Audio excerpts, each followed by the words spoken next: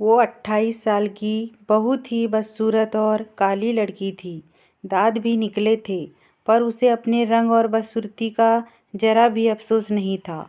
हमेशा खुश रहती और एक नंबर की पेटू और पढ़ने लिखने में महाभोंदू थी। पेटू होने की वजह से शरीर भी बेडौल हो गया था। एक खूबी उसमें यह भी थी कि जहाँ रहती हंसती मुस्कुराते रहती और सबको भी हंसाते रहती। उस नेक दिल लड़की का एक शौक भी था, खाना बनाने का। खूब मन से खाना बनाती, बड़े चाव से मसाला पीसती, खाना बनाने की किताबें खूब ध्यान लगाकर पढ़ती। टीवी रेडियो पे भी पाक कला के प्रोग्राम को बड़े मनोयोग से देखती सुनती।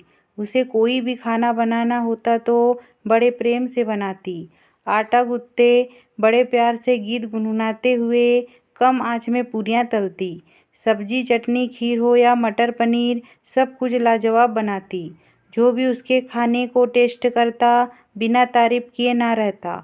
उसने पाक कला में अद्भुत और असाधारण प्रतिभा हासिल कर ली थी, पर वह मनुष्य थी। उसके काले रंग और बदसूरत होने से कोई उसे प्यार ना करता था, पर माँ उसे बहुत प्यार करती थी।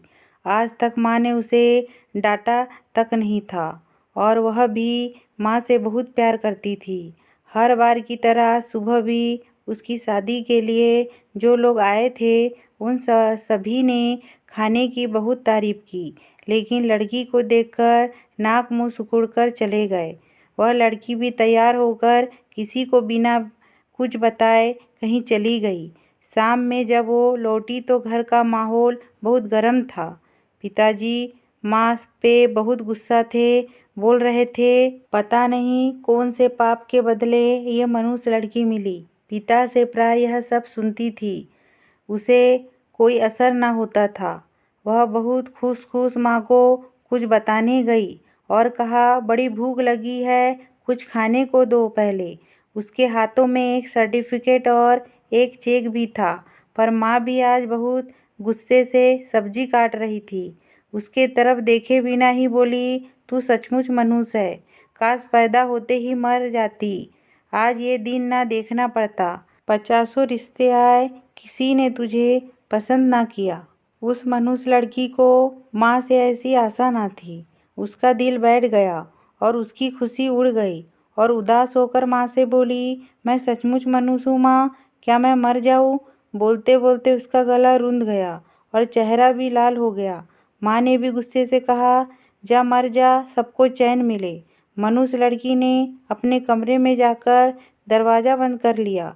थोड़ी देर बाद जैसे ही माँ को अपनी गलती का एहसास हुआ, वो दौड़ते हुए उसके कमरे के तरफ गई। आवाज़ देने पर भी दरवाज़ा जब नहीं खुला तो माँ ने जोर का धक्का दिया। तेज धक्के से जैसे ही दरवाज़ा खुला, माँ ने देखा सामने दुपट्टे के सहारे जीभ बाहर निकले उस मनुष्य काली लड़की की लाश झूल रही थी।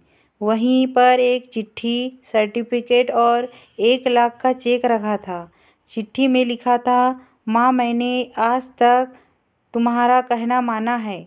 आज तुमने मरने को बोला, ये भी मान रही।